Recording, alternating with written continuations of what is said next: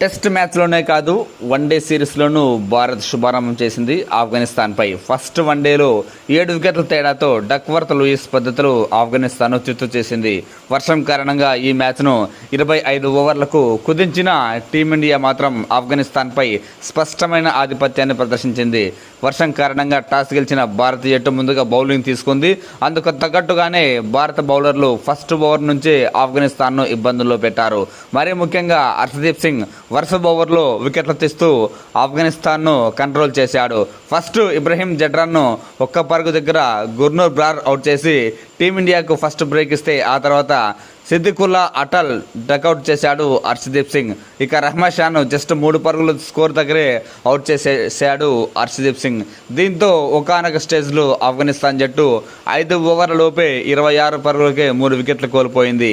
దీంతో 100 పరుగులైనా చేస్తుందా లేదా అనిపించింది భారత బౌలర్ల దూకుడు చూస్తే. కానీ ఒక ఎండ్లో వికెట్లు కోల్పోతున్నా మరో ఎండ్లో రహ్మతుల్లా గుర్బాజ్ మాత్రం అద్భుతమైన బ్యాటింగ్తో ఆకట్టుకున్నాడు. నిజంగానే సూపర్ షో చేశాడు బ్యాటింగ్లో. 8 4లు 8 భారీ సిక్సర్లతో 51 బంతుల్లోనే 102 పరుగులు చేశాడు.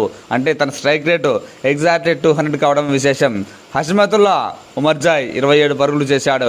వీళ్ళిద్దరూ కలిసి జస్ట్ 66 బంతుల్లోనే 116 పరుగుల పార్ట్నర్షిప్ అందించారు. బహుశా ఆఫ్ఘనిస్తాన్ బ్యాటింగ్ విషయంలో ఇదొక్క పార్ట్నర్షిప్ గుర్బాజ్ బ్యాటింగ్ మినహాయిస్తే మిగతా వాళ్ళెవరూ పెద్దగా రాణించలేకపోయారు.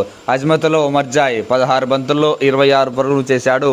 చివర్లో 3 సిక్సర్లతో ఈ ముగ్గురు మినహాయిస్తే మిగతా బ్యాట్స్మెన్లందరూ సింగిల్ డిజిట్లకే పరిమితమైపోయారు. రషీద్ ఖాన్ 9, మహమ్మద్ నబీ 9 పరుగులు చేశారు.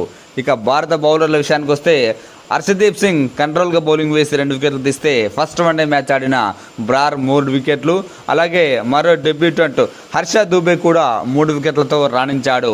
ఆల్రౌండర్ నితీష్ కుమార్ రెడ్డి కూడా 2 వికెట్లతో చక్కగా బౌలింగ్ వేశాడు. ఇక భారత బ్యాటింగ్ విషయానికి వస్తే టార్గెట్ ఓ మోస్తరు టార్గెట్, మరి అంత ఈజీగా ఏమీ ఉండదు కాబట్టి 22 ఓవర్లకే చేంజ్ చేసేశారు. అయినప్పటికీ రోహిత్ శర్మ ఒక సిక్సర్తో ఇన్నింగ్స్ మంచిగానే మొదలెట్టినప్పటికీ అనవసరంగా రన్అట్ అయ్యాడు. రోహిత్ శర్మ క్రీజ్ను వదిలి వచ్చినప్పటికీ శుభ్మన్ గిల్ రెస్పాండ్ కావకపోవడంతో తన ఫస్ట్ వికెట్గా అవుట్ అయ్యాడు.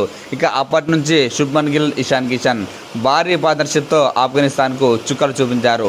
43 బంతుల్లోనే 70 పరుగుల పార్ట్నర్షిప్ అందించారు. ముఖ్యంగా ఇషాన్ కిషన్ క్రీజ్లో ఉన్నది కాసేపు అయినా దూకుడుగా బ్యాటింగ్ చేశాడు.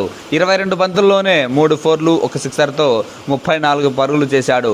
శ్రేయస్ అయ్యర్ ఒక 4 కొట్టి 12 పరుగులే చేసి అవుట్ అయ్యాడు. ఇలా ఒక ఎండలో వికెట్లు కోల్పోతున్న కెప్టెన్ గిల్ మాత్రం అసాధారణ బ్యాటింగ్తో ఆకట్టుకున్నాడు. 84 పరుగుల నాట్అవుట్ ఇన్నింగ్స్తో భారత్ను గెలిపించాడు. అయితే చివర్లో కేఎల్ రాహుల్ మరింత మెరుపులు మెరిపించాడు. 19 బంతుల్లోనే 39 పరుగులు చేశాడు. 4 4లు 3 సిక్సర్లతో. నిజానికి ఒక ఎండ్లో శుభ్మన్ గిల్ వికెట్ నిలబెట్టినప్పటికీ చివర్లో మాత్రం కాస్త ఉత్కంఠగా కొనసాగుతున్న టైంలో కేఎల్ రాహుల్ విజృంభించి భారత్ను గెలిపించాడు. కేఎల్ రాహుల్ ఆడింది 19 బంతులే, కానీ 39 పరుగులు చేశాడు. 4 4లు 3 సిక్సర్లతో తన స్ట్రైక్ రేట్ ఆల్మోస్ట్ 200 పైగానే ఉంది. రిక్వైర్డ్ రన్ రేట్ పెరుగుతున్న సమయంలో కేఎల్ రాహుల్ విజృంభించి భారత విజయంలో కీ రోల్ ప్లే చేశాడు. ఆఫ్ఘనిస్తాన్ బౌలర్లు ఏమాత్రం ఇంపాక్ట్ చూపించలేకపోయారు. తీసింది 2 వికెట్లు, ఒకటి రన్అట్ రూపంలో వెనుదిరిగారు రోహిత్ శర్మ. రషీద్ ఖాన్ 1 వికెట్ తీస్తే జియావుర్ రెహమాన్ 1 వికెట్ తీశాడు. ఇక అల్లా గజన్ఫర్ ఏమాత్రం ఇంపాక్ట్ చూపించలేకపోయాడు, కాస్త కంట్రోల్గా బౌలింగ్ వేసినప్పటికీ. దీంతో 3 వన్డేల సిరీస్ను భారత జట్టు 1-0 లీడ్ సాధించింది.